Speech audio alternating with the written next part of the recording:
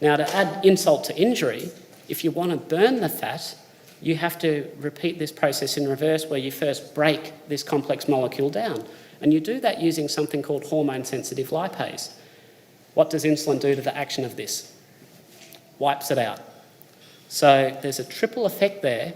If you have elevated insulin levels, very, very clear that that elevated insulin leads to increased fat size. So let's have a look at number 2, elevated blood pressure. It's been clearly shown that elevated insulin levels correlate with increases in blood pressure. So on this graph you can see here on the top line, this is what happens if you give people insulin. On the bottom line, that's what happens if you don't. So what you can see is a clear causative mechanism of insulin in increasing their blood pressure. And this is something which we see every week in clinic. Once people start the low-carb diet, their insulin levels fall, what happens? We have to reduce their blood pressure medications that they're invariably on, otherwise they feel dizzy. It will overshoot. So you control insulin levels, you absolutely can control blood pressure.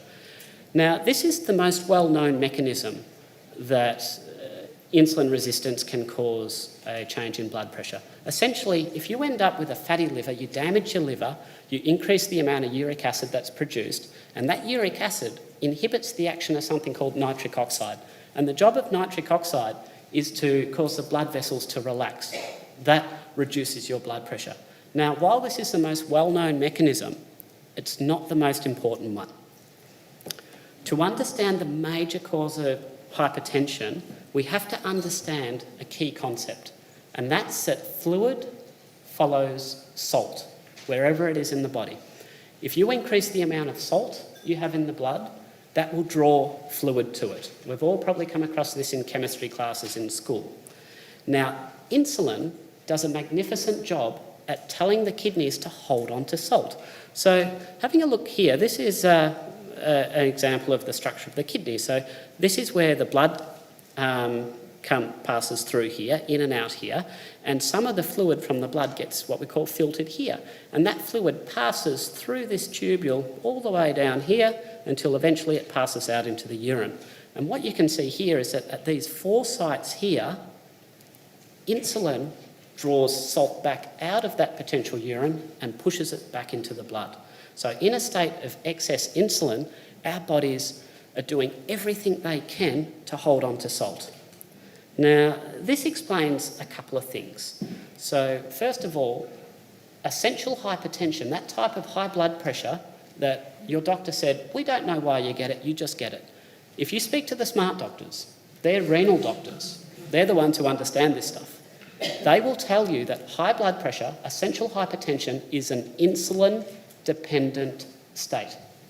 What does that mean? You don't have high insulin levels, you're probably not going to have high blood pressure. And this also explains something else. Ever heard of the keto flu? Back in the 70s, it used to be called the Atkins flu. They didn't really know what was going on back then, but we do now. So we understand it's due to salt balance, but this is the mechanism why. If you suddenly go on a low carbohydrate diet, your body will not hold on to that salt that it once was because your insulin levels have dropped. So you'll end up with a temporary period of salt deficiency until your body can readapt to that.